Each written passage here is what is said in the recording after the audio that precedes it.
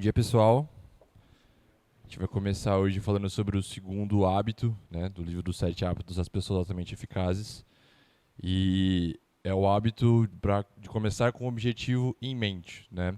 Puxando um pouco o gancho do hábito anterior, né, uma frase que está no capítulo. O hábito 1 diz que você é o programador da sua vida. E o hábito 2 responde: escreva o programa. Stephen Covey ele começa o capítulo fazendo um exercício mental, pedindo que a gente imagine o nosso velório e o que as pessoas diriam sobre nós nesse velório, né? E a reflexão basicamente que a gente tem que fazer é: eu me dediquei aos meus sonhos, eu fui uma pessoa egoísta, eu me arrependi de alguma coisa. E a ideia de ter o objetivo em mente é basicamente isso, né? Você imaginar o final da sua vida e traçar um plano para que você atinja todos os seus objetivos após ter essa imaginação. Quer seguir aí? Bom, depois ele fala que todas as coisas elas são criadas duas vezes. A primeira vez de forma mental e a outra de forma física. E aí não tem como você escapar disso. Então, obrigatoriamente, as coisas são criadas dessas duas formas. E aí o primeiro método, que é o método mental, se não é você quem está construindo, você está deixando isso na mão de outra pessoa. Então, ou você planeja essa construção, ou então você está sendo omisso e deixando que esse planejamento seja feito por outras pessoas, pela situação e tudo mais. Então, essas duas criações elas são a primeira a liderança e a segunda o gerenciamento. Ele fala que, isso que o Thiago falou, o Stephen ele fala que é muito importante a gente ter a liderança pessoal, né? Nós sejamos protagonistas do nosso destino. E ele compara, né, o gerenciamento com a liderança. É uma frase que ele diz: a gerenciar é fazer coisas do jeito certo e liderar é fazer as coisas certas, né? Gerenciar é uma visão do método e liderar é lidar com o objetivo em si. Então, a parte da liderança se refere ao que fazer e o gerenciamento é como fazer isso, né? E ele fala que, por melhor que seja o gerenciamento, se você não tiver a liderança, de nada vai adiantar. Ele até dá um exemplo de estar organizando as cadeiras no Titanic. Então, se a coisa está indo para o rumo errado, por mais que você gerencie aquilo, você vai chegar no lugar errado. Não tem como seguir de uma forma diferente. Alguém quer complementar alguma coisa? Tá. Depois ele faz referência à imaginação. Ele fala bastante no capítulo sobre o poder da imaginação e a importância dela para que a gente tenha clareza dos nossos objetivos, né? Para que a gente consiga visualizar esses objetivos, é importante a gente exercitar tanto o autoconhecimento, que eu acho que é bem pautado no capítulo anterior, quanto a imaginação, né? Ele estabelece que através da imaginação e da criatividade nós devemos escrever nossos papéis de acordo com os nossos valores e princípios. Depois ele fala da missão pessoal, então de como criar essa missão pessoal. Até ler aqui uma parte aqui. A missão pessoal deve se concentrar naquilo que a pessoa deseja ser, que é o caráter, e aquilo que deseja fazer, né, que é a contribuição e as conquistas, nos valores e nos princípios nos quais o ser e o fazer estão fundados. Ele diz que para a gente ter essa missão pessoal em mente, é importante a gente focar no centro do nosso ciclo de influência, né? E nós temos que ter um ciclo, né, algo imutável. Se eu não me engano, não, com certeza, um dos livros do Jim Collins ele também fala algo sobre isso. Ele até cita o mesmo exemplo da Constituição americana, né, de ter algo que é imutável, né?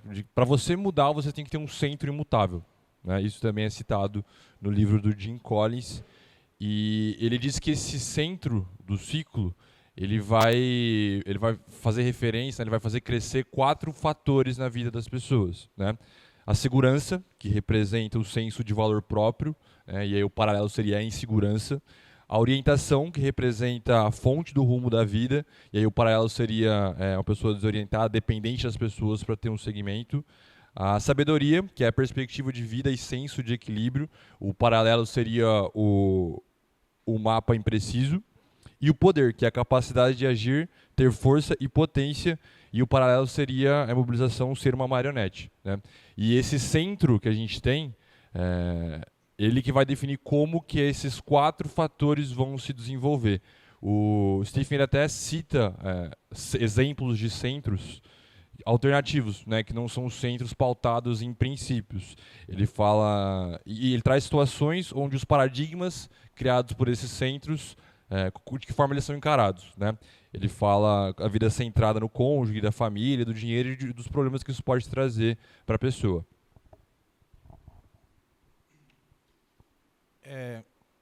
Então, quando a gente opta ou acaba acontecendo de a gente focar no centro errado, todos os fatores, os outros 4 fatores, eles acabam dando um direcionamento errado para o que a gente quer seguir, né? Então, o ideal é que a gente consiga colocar no nosso centro sempre os nossos princípios, que esses, como o Gabriel estava falando, eles devem ser pautados de forma bem pensada, bem planejada, e isso que vai dar todo o nosso direcionamento para a vida, para a carreira e para tudo mais, né? Então, o caminho ele pode ser mutável ao longo do tempo, mas a gente precisa ter esses princípios, esse centro do que nos norteia bem definido e bem esclarecido, né? Alguém quer complementar? Tá. Depois o Stephen ele propõe alguns exercícios mentais, né? Citando exemplos de organizações, ele falou da IBM e de um hotel que ele ficou hospedado. Ele também fala das famílias, né? Que é importante ser protagonista, né, como ele diz, mas nessas instituições, nessas organizações, é importante que todas as pessoas também sintam-se protagonistas. É importante que elas participem da formação dessa missão, né? Até uma frase que ele coloca é que sem o envolvimento não há o comprometimento. É importante todo mundo refletir junto para chegar à missão da organização, da família, da pessoa.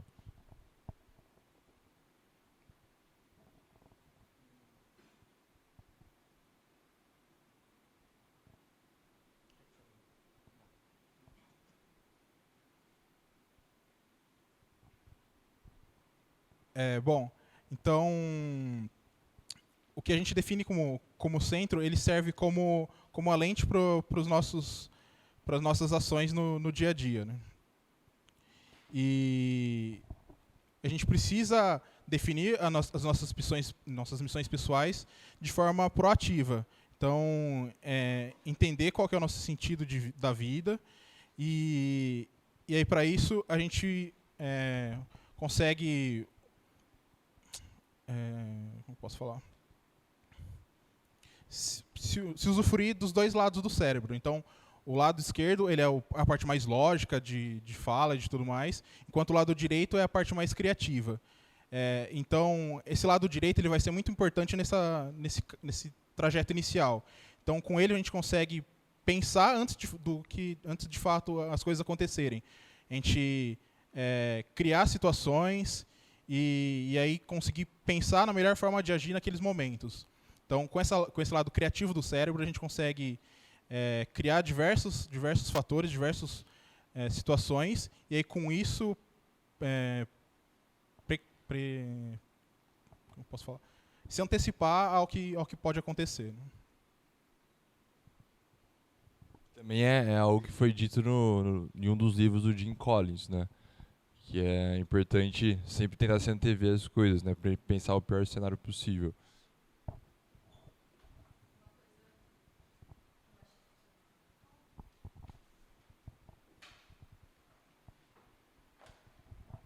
Uma coisa que eu achei muito interessante quando ele fala dessa parte que o Thiago comentou é você imaginar o máximo possível a situação ou situações que te desconfortam, te tira da linha, e aí você imagina exatamente como vai acontecer aquilo. Você pensa quais seriam as reações das pessoas, o que pode acontecer, e aí quando você for passar pela situação, já não é algo novo. Então, você já sabe como se comportar, não vai ser uma surpresa, você já pensou no que fazer. Então, isso eu acho que é muito interessante até para o nosso dia a dia, né?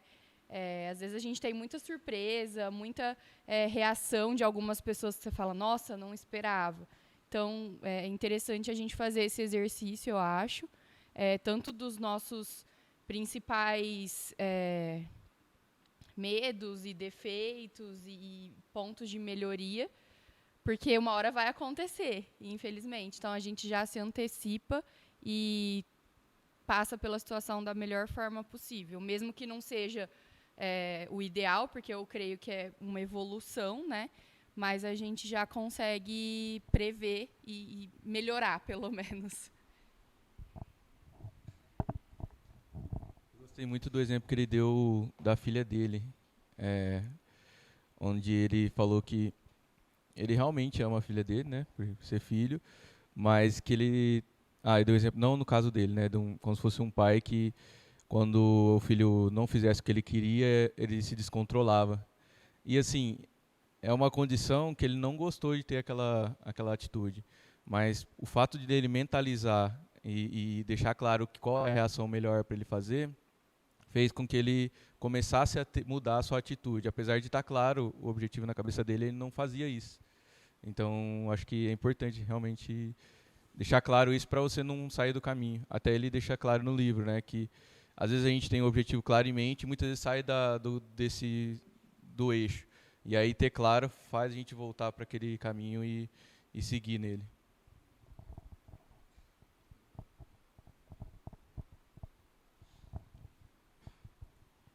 Bom, e aí o trabalho desse desenvolvimento de uma missão pessoal, ela não está no fato de simplesmente você desenvolver aquilo.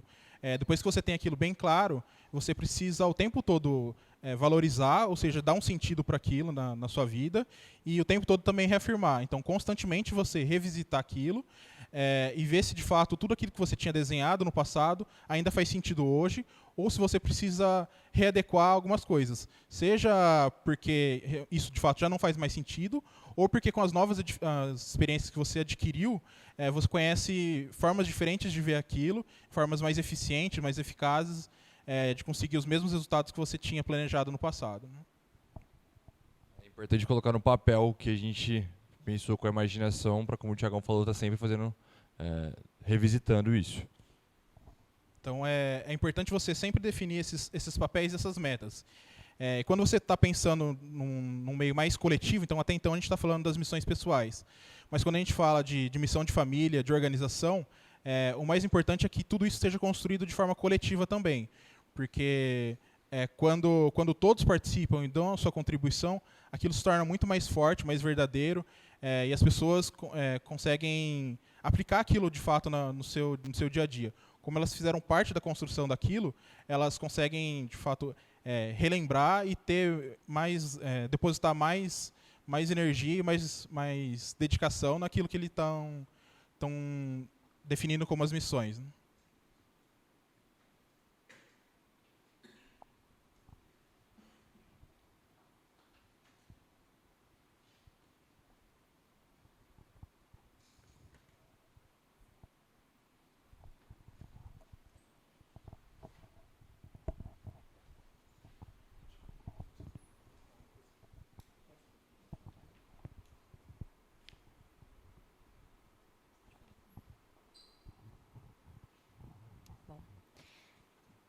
Trazendo um pouquinho para a visão de empresa, tem uma parte do livro que eu até grifei. Ele fala...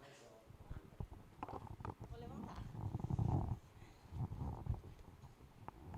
Tem uma parte do livro que ele fala: as pessoas não podem conviver com a mudança se não houver um centro imutável dentro delas. A chave para a faculdade de mudar é a sensação imutável do que somos, do que fazemos e do que valorizamos. Trazendo para o âmbito da empresa, a gente fala muito de missão, visão e valores, né?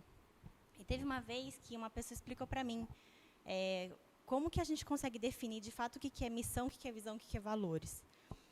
Então, hoje, uma pessoa, uma empresa ou qualquer tipo de organização, valores é o que ela tem e que é imutável. Ela pode mudar a direção que ela vai, ela pode mudar aonde ela quer chegar, né, que é a missão e a visão, o que ela quer fazer, o que ela se propõe a entregar. Então, se a Drive um dia for, sei lá, vender pneu, um exemplo, manteremos os nossos valores, só que aplicando numa nova missão, querendo chegar em um outro lugar daqui X tempo.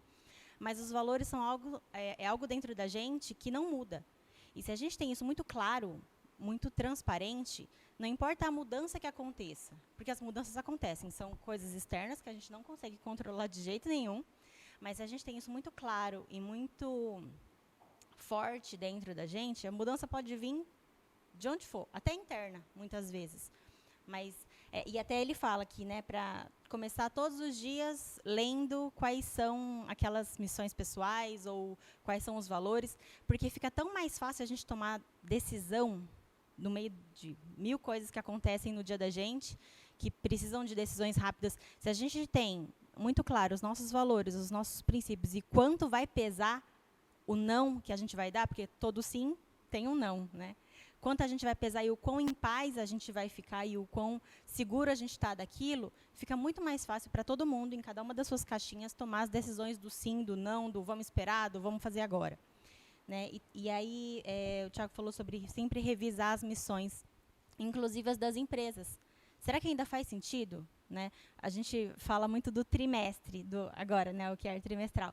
Mas, cara, às vezes no meio do caminho do primeiro mês já, faz sentido uma mudança diferente.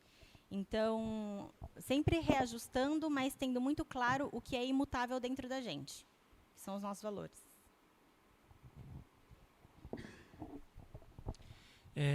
Acho que, assim, trazendo um pouco para a reflexão empresarial aqui, né, eu acho que o livro fala muito da visão pessoal de futuro, mas trazendo um pouco para a nossa vivência aqui, eu acho que é importante refletir quem e onde a gente quer chegar e quem queremos ser dentro da companhia, né?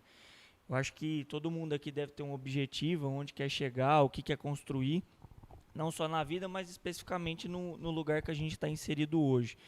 Então, acho que trazendo um pouco da vivência do livro, acho que é importante a gente olhar para frente e falar, poxa, aonde eu quero chegar na Drive nos próximos 2 anos? Quem eu quero ser na Drive dentro dos próximos 2 anos? E aí, fazendo um adendo à questão do velório, que ele exemplifica, né? Acho que daqui 2 anos, quem eu, César, quero que as pessoas olhem e digam sobre o que eu ajudei a construir dentro da Drive. Como eu quero ser visto pelo meu time, como eu quero ser visto pela companhia, pelos meus colegas, o que eles vão falar de mim, o que eles vão falar que eu construí daqui a 2 ou 5 anos. Será que essas pessoas vão olhar e falar, poxa, sei lá quem era César, o cara foi mais um, ou eles vão olhar e falar, poxa, esse cara ajudou a reconstruir a história da empresa, esse cara ajudou a tomar uma decisão que mudou o ramo da empresa, o lugar que a gente chegaria. Então, acho que é importante não só olhar onde a gente quer chegar no final da nossa vida, mas também fazer uma reflexão dentro da companhia, que em tese é onde a gente se dedica mais hoje em dia para mostrar trabalho, para mostrar quem a gente quer ser, como são nossas culturas, enfim, onde a gente quer chegar. E aí, conectando um pouco sobre isso, né, o como eu quero chegar lá. Será que eu sou uma pessoa extremamente individualista de, eu vou virar CTO da empresa, custe o que custar, ou eu sou uma pessoa que, poxa, eu tenho um time aqui hoje, eu sou um líder, eu sou um tech lead, mas, cara, o que eu preciso fazer para essas pessoas que estão comigo aqui me ajudarem a chegar lá?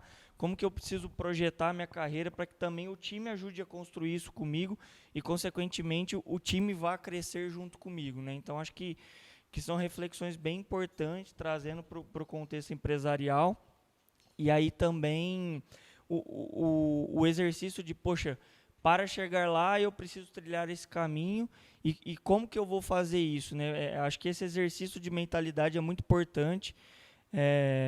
Eu acho que tem um benefício muito grande para a gente, né? Eu tenho uma reunião super importante, eu preciso me preparar para isso. Como que eu vou chegar lá? Eu tenho uma reunião com o Daniel, eu sei o cenário onde a gente quer chegar, eu preciso tentar pensar nas variáveis, cara, mas se ele for por aqui, se for por aqui, se for por aqui, aí eu vou por esse caminho, por esse, para que fique mais, para que isso vire um hábito efetivamente, né? Então, quando a gente ensaia isso mentalmente, acaba que daqui a pouco isso vira um hábito e a gente tem certeza que na hora daquela agenda, daquele compromisso, a gente vai se sair como a gente queria ter se saído.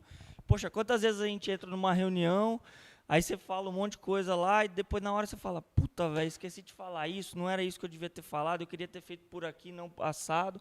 Então essas coisas precisam ser ensaiadas para que isso de fato vire um hábito e na hora do vamos ver ali as coisas saiam naturalmente, né? Acho que não é fácil fazer com que as coisas virem um hábito, então acho que tem exercícios, ele traz bastante coisa aqui que pode nos ajudar a nos prepararmos mentalmente para que esse momento ocorra como o planejado ou minimamente muito próximo disso, né? Eu acho que tem até trazendo um pouco do que o César disse, né? Ele traz logo no início a visão, né, do enterro, né? O que cada pessoa qual foi o retrato para cada esfera da vida dele, né? E acho que trazendo isso para a realidade da empresa é como você é visto por superior, time, pares, né, outras investidas em alguns dos nossos casos, etc. Então isso acho que tem uma importância muito grande. Mas um outro ponto que eu queria levantar é o que ele fala da distinção, né, dos dois tipos de criação, né, entre liderança e engajamento. Engajamento não, desculpa, gerenciamento. E o que é cada uma das coisas, né? Ele fala muito ele usa muito a figura, né, da escada na parede, né, que o gerenciamento te leva a subir mais rápido essa escada, mas efetivamente se você estiver subindo essa escada e a escada está posicionada na parede errada, não serve para muita coisa, né? A liderança é onde exatamente a parede está exatamente se a parede é a correta ou não é a correta, né? Ele também usa um outro exemplo que o gerenciamento, né, como se você tem se tem um nível de gerenciamento alto, né, e liderança baixa, como se você estivesse arrumando o convés do Titanic, né? Não serve para muita coisa. E isso nos prende um pouco nas reflexões do dia a dia, né? Assim, o quanto que a gente de fato está só gerenciando e olhando muito o curto prazo das coisas, né? O amanhã, e acho que isso é um desafio diário para todos nós, né?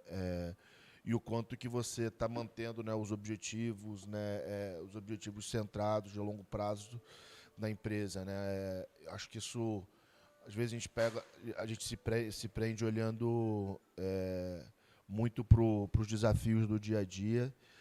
E, efetivamente, a gente não sabe se a gente está, de fato, arrumando o convés do Titanic ou se a gente está exatamente indo no caminho certo, né? Então, acho que isso é uma reflexão que, para mim, é uma das mais importantes aqui desse capítulo. Uma das coisas, acho que para complementar o Cezinha e o Henrique, né? É fazer isso um hábito mesmo, né? Ele traz algumas reflexões, né? Como tua mulher quer ir num concerto e teu chefe pede para você trabalhar até mais tarde. E aí, você vai ou não vai? E quando você não tem sua própria missão, seu próprio valor interno, por isso que muitas vezes hoje você está bem, amanhã você está mal, e às vezes numa mesma situação, porque depende muito como está a sua mente. E acho que trazendo um pouco o que o Cezinha falou também do hábito de você perceber o quanto você ficou mal e o porquê você ficou mal. Até para saber se você está no lugar certo. Às vezes muita gente fala assim, nossa, eu quero virar líder. E eu já vi gente que virou líder e falou, cara, eu não quero ser líder, eu quero...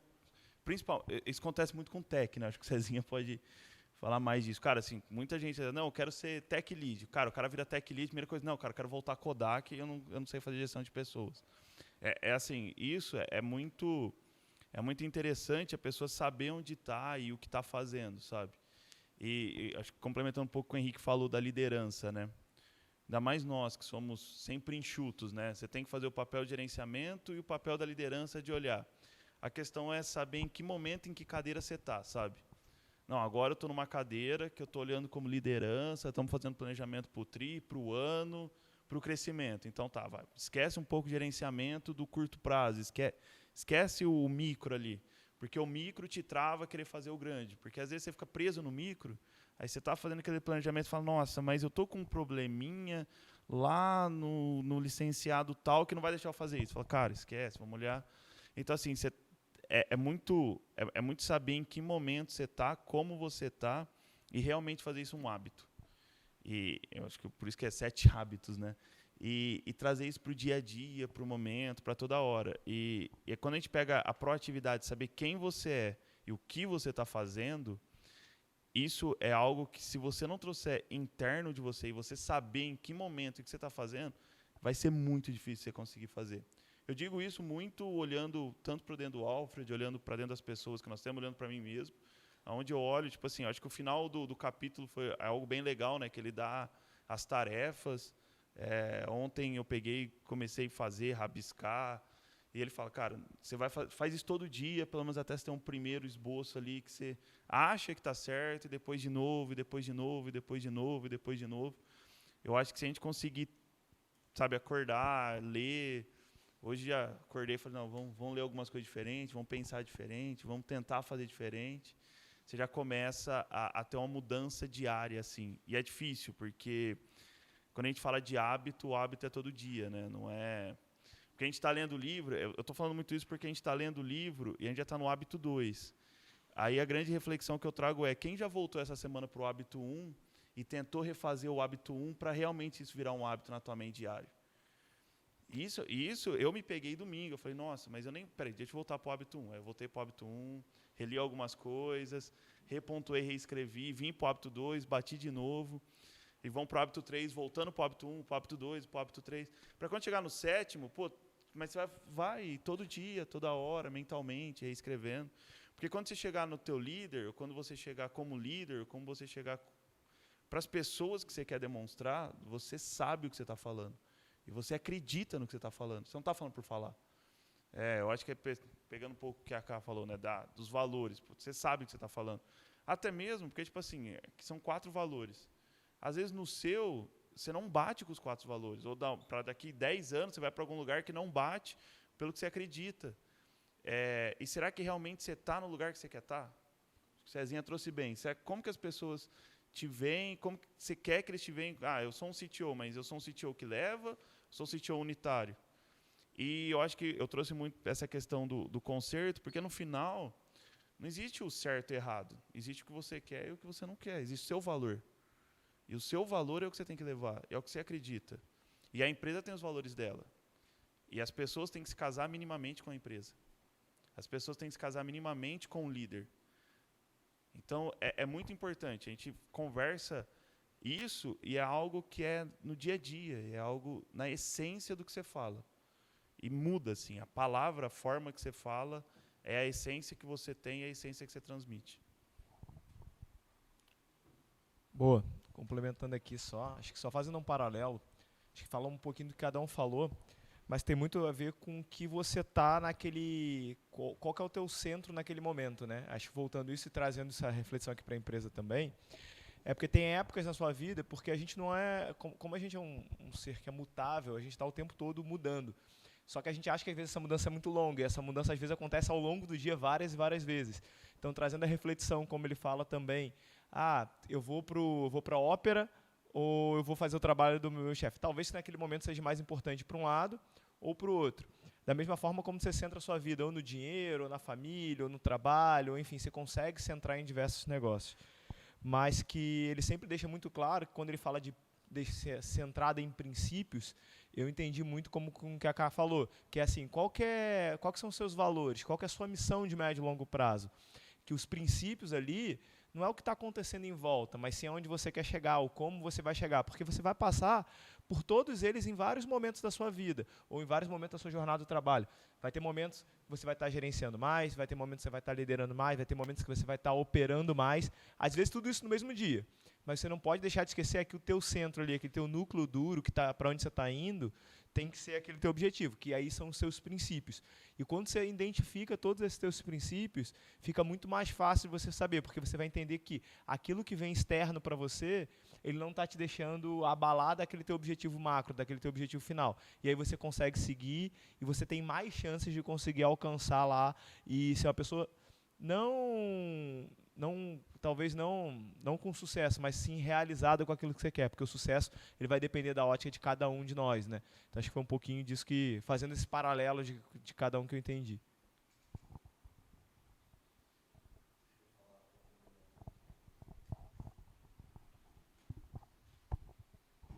Acho que é muito, muito bom isso que o Rodolfo falou. Eu comparo quem leu o livro anterior, anterior não, acho que é o primeiro, né, que a gente começou a ler, que foi abrir o foco e fechar o foco.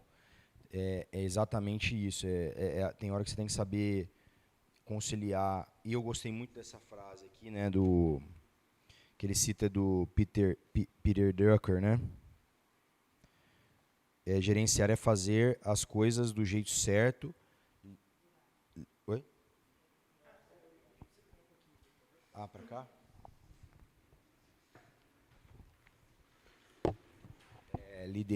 Gerenciar é fazer as coisas do jeito certo.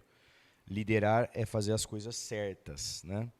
Ele cita lá o contexto dos lenhadores, né? Que o cara sobe e fala, na floresta errada. Então não adianta a gente cortar a árvore se a gente está no lugar errado, trabalhando o músculo dos operadores lá, fazendo treinamento, não sei o quê, melhores equipamentos, e a gente está no lugar errado. Então, todo momento a gente tem que abrir e fechar o foco, né? Eu abro o foco para observar, para analisar e volto a trabalhar. Então, é o convívio dessas duas coisas. Então, começar com um objetivo claro em mente é sempre a gente relembrar a todo momento. Eu estou relendo o livro aqui, parece que estou lendo pela primeira vez. A gente precisa ler de novo, precisa ver de novo, precisa pôr alguma coisa que lembre a gente, escrever alguma coisa, né, ter algum ritual. E os rituais ajudam muito, né? A gente a não esquecer do que é importante para a gente. Então, essa habilidade de saber na hora de liderar, saber gerenciar, porque tem que conviver com as duas coisas. Tem hora, como o Rodolfo falou, tem hora que eu tenho que falar para a esposa, calma aí que aqui está pegando fogo, e tem hora que eu tenho que falar, chefe, calma aí, senão ali também está pegando fogo. Então, é uma habilidade, é um equilíbrio, né? Tem muitas coisas que você tem que ser radical, mas tem coisas que você tem que ser, são ajustes finos. Então, esse equilíbrio aqui de abrir e fechar foco é sempre um ajuste fino. Tudo que fala de equilíbrio é ajuste fino, né? Então, eu acho que o exercício que ele cita aqui, né, de fazer reflexão do final da vida, sempre olhar com uma perspectiva de frente para trás, ela é muito importante, porque ele fala a hora que certamente quando você fez esse exercício, você tangenciou os seus maiores valores, porque é aquilo que realmente você valoriza na vida, né? E as distrações, eu até falei isso numa mensagem de começo de ano aqui na Drive, as distrações fazem a gente esquecer do que a gente está fazendo, por que a gente está fazendo, aonde a gente está indo, o que realmente é importante, está totalmente em linha com isso aqui. A gente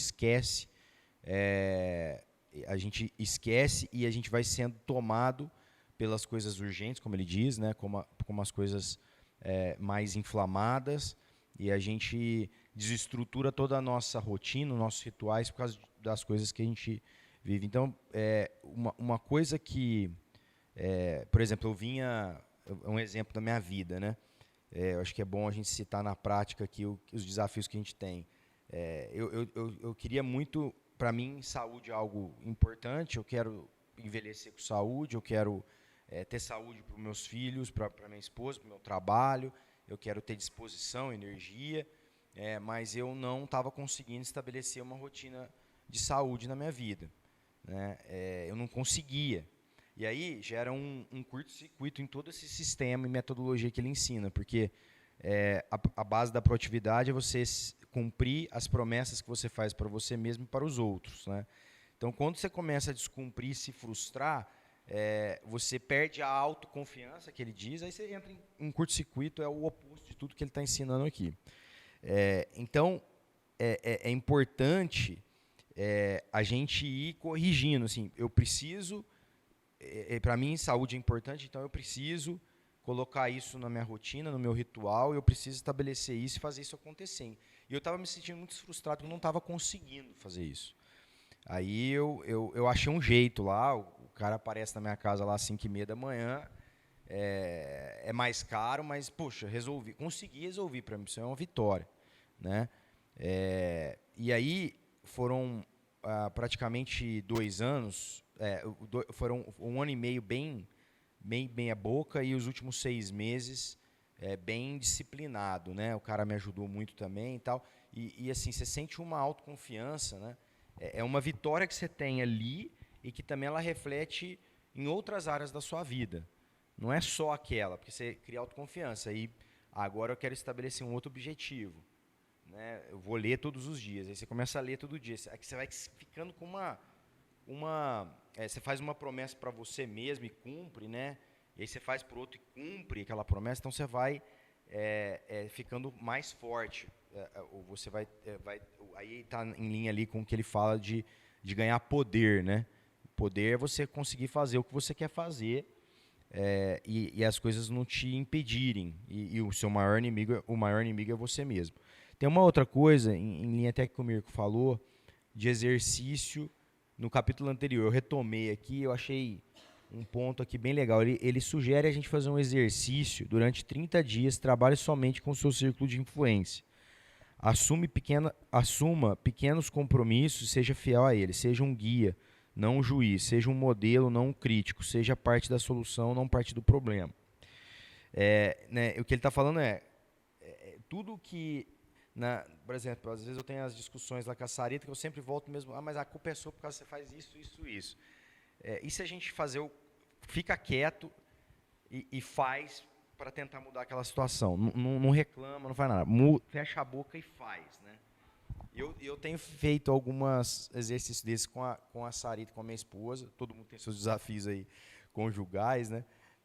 E eu vi uma mudança tremenda, né? Assim, eu depois dessa parte que eu comecei a fazer esse exercício, faz uns 15 dias que eu estou exercitando e já tive uma evolução grande. É impressionante. E tudo na vida, não só falei do caso conjugal, mas no trabalho, né? Eu vou reclamar do meu chefe porque eu acho que é ele que está falhando em determinado sentido e eu fico ali como na posição de juiz, olhando o meu ciclo de preocupação e não olhando a minha zona de influência. Então, tá bom, o que eu posso fazer para mudar essa situação? Reclamar mostra que eu estou no ciclo de preocupação. Fazer, né, mostra que eu estou no ciclo de influência. O que eu posso fazer para resolver essa situação? Então, e aí junta com o hábito 2, que ele traz, assim, para a gente garantir que a gente está colocando a escada na parede certa, né? Eu preciso saber onde eu estou caminhando. E nas pequenas coisas, por exemplo, na minha semana, o que eu tenho que terminar minha semana, ao final dessa semana, o que eu tenho que terminar a semana com quais realizações? Com que no meu dia, né? Nessa reunião que eu vou fazer, qual é o objetivo dessa reunião e qual é o resultado que eu espero ao final dessa reunião. Nas pequenas coisas, não é somente num longo prazo. Eu acho que a visão da empresa é importante, mas a visão do TRI é importante. A visão individual de cada um no dia, na semana é importante. Porque você tem uma outra, se você começa fazer uma reunião com o objetivo daquela reunião, né, que eu quero que as pessoas saiam daqui com qual objetivo, qual as tarefas que eu pretendo realizar ao final dessa conversa, ou essa conversa, qual que é o sentimento que eu quero despertar no coração de cada um com essa conversa, ou qualquer atitude que eu espero daquela pessoa com essa conversa. Então, quando a gente parte de frente para trás, né, e a gente enxerga claramente o que eu quero, o que eu espero daquela posição, daquela reunião, daquela cadeira, né, daquela responsabilidade. O que eu espero que aquela cadeira me entregue, que aquela posição executiva me entregue, né, eu como líder. O que eu quero extrair de valor daquela posição, né, deixar bem claro, né, eu quero que aconteça isso. Essas são as prioridades. Isso é papel de liderança. Né? Eu desenho, imagino, imagem, né? Eu deixo a imaginação, a imagem do que eu quero que seja realizado. Eu consigo pintar esse retrato, essa foto de uma maneira muito clara e evidente para que a pessoa esteja sintonizada. Se todo mundo estiver olhando para o mesmo lugar, para a mesma imagem, eu tenho uma sincronização, sintonia dos times, né?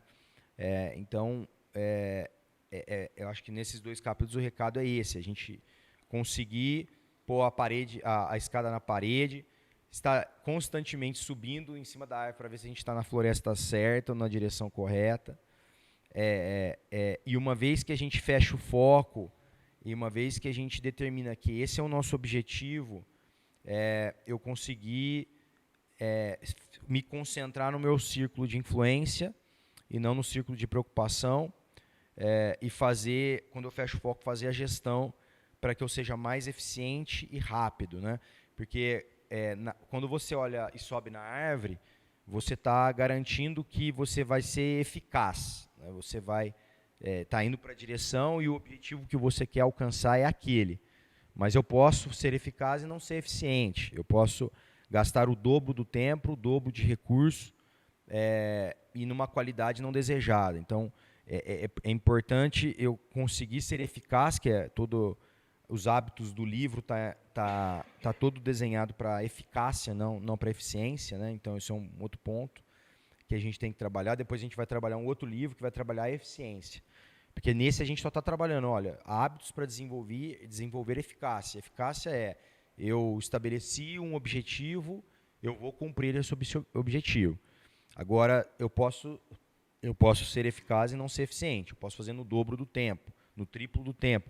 Pode não dar tempo de eu realizar essa eficácia, porque eu vou morrer antes, né? Deus me livre e guarde aí, mas pode não dar tempo. Então, eu preciso ser eficiente também. Então, trabalhar a eficiência é importante. Então, acho que é um pouco do resumo aí dos 2 capítulos na minha visão, né?